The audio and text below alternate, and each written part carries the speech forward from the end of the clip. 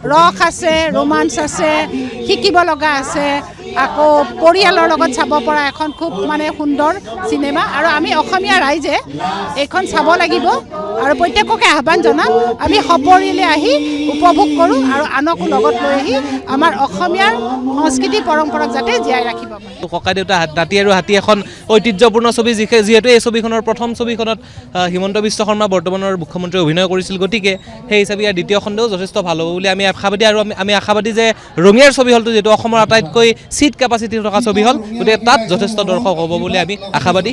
ছবিখন ভাল হ'ব। বহু প্ৰতীক্ষিত ককাদেউতা নাতি আৰু হাতী 2 ইতিমধ্যে ব্যাপক হাৰত ৰাইজৰ মাজত উৎকণ্ঠা দেখিবলৈ পোৱা গৈছে আৰু ৰাইজে অধীৰ আগ্ৰহেৰে অপেক্ষা কৰি আছে এই চিনেমাখনৰ বাবে। আৰু ৰঙিয়াত এতিয়া ইয়াৰ প্ৰমোশ্যন চলি আছে। আচলতে আমাৰ লগত যতীন বৰা আছে, আমি তেওঁৰ পৰা কিছু কথা জানিবলৈ চেষ্টা কৰিম। নিশ্চিতভাৱে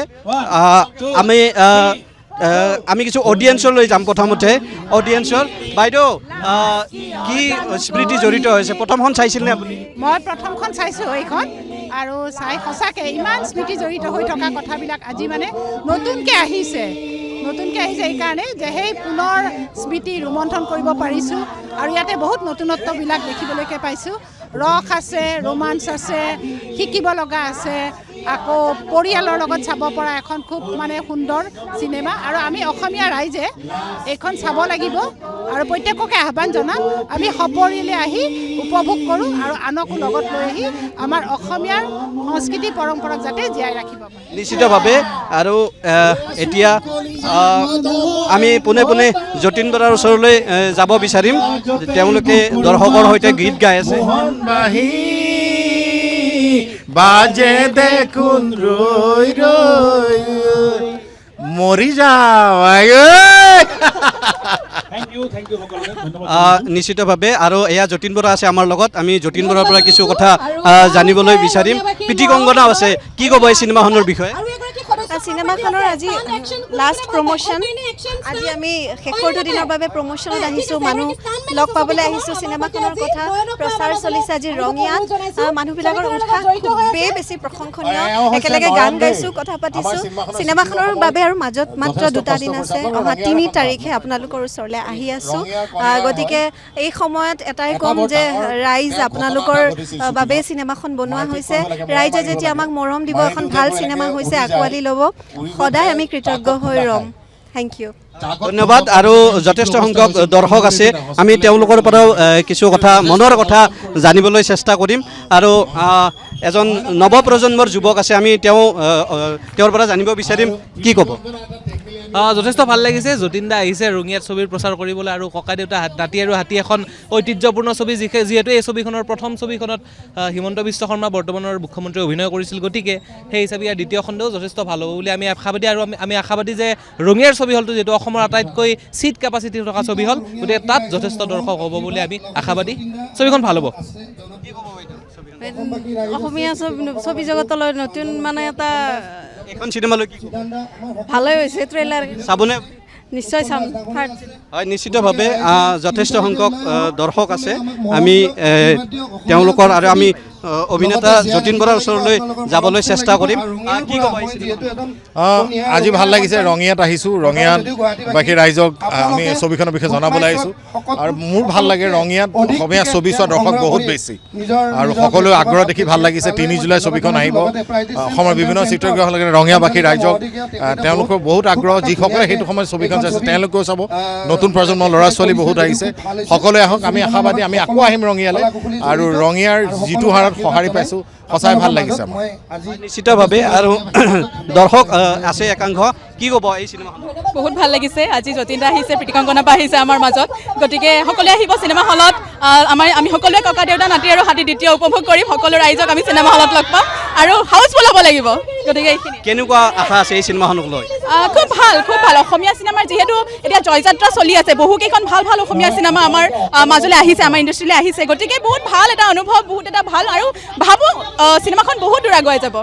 নিশ্চিতভাৱে। নীৰৱ মন আছে, আমি নীৰৱ মনৰ পৰাও জানিম।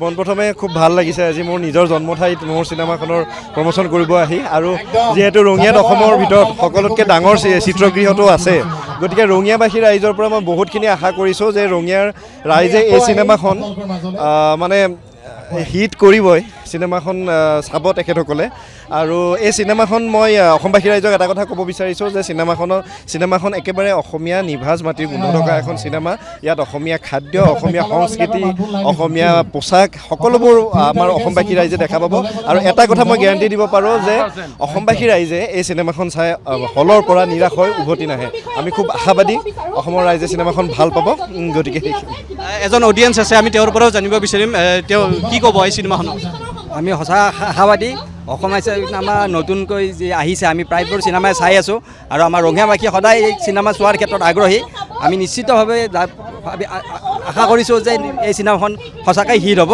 আৰু আমি সদায় দলে বলে আহি চিনেমাখন উপভোগ কৰিম চিনেমাখন বোধহয় খুবেই ভালে হ'ব যিটো প্ৰমোশ্যন আমি পাই আছোঁ আৰু শুনি আছোঁ 83তে আমি এইটো আপোনাৰ পাইছিলোঁ আৰু আমি দূৰদৰ্শনত গানবিলাক শুনিব পাইছিলোঁ এতিয়া আমি এই বয়সত আকৌ এবাৰ এই চিনেমাখন চাবলৈ পাম আমি সুখী হৈছোঁ নিশ্চিতভাৱে যিহেতু ৰঙিয়াত আটাইতকৈ বেছি সংখ্যক চিট থকা চিনেমা হল আছে যথেষ্ট তেওঁলোকে আগ্ৰহী হৈছে অডিয়েঞ্চ আছে হয় চাবলৈ আমি আগ্ৰহী হৈছোঁ চিনেমাখনৰ কাৰণে চাব যাম নিশ্চয় ৰিলিজ হ'লে নিশ্চিতভাৱে যথেষ্ট সংখ্যক দৰ্শক ঠাহ খাই আছে ইয়াতে বাইদেউ কি ক'ব চিনেমা চাম কিয় নাচাওঁ আমি গতিকে যিমানখিনি অসমীয়া ফিল্ম আমি সকলোখিনিয়ে চাওঁ আৰু আজি এতিয়া ককা দেউতাৰ হাতী আৰু নাতি 3 তাৰিখে লাগিব বহুতেই ভাল লাগিছে যিমান পাৰে আমি অসমীয়া চিনেমা বিচাৰোঁ আৰু যিমান পাৰে অসমীয়া চিনেমা হওক আমাৰ অসমত হয়নে নহয় সেয়ে বিচাৰোঁ আৰু ভাল হওক সেয়ে বিচাৰোঁ আৰু ভাল হ'বই সেইটো জানো যিমান পাৰে অসমীয়া ফিল্ম আগতকৈ বহুত উঠি গ'ল আগতে বহুত চাইছিলোঁ অসমীয়া ফিল্ম আগৰ দৰে আৰু এনেকৈ হওক সেইটোৱে বিচাৰোঁ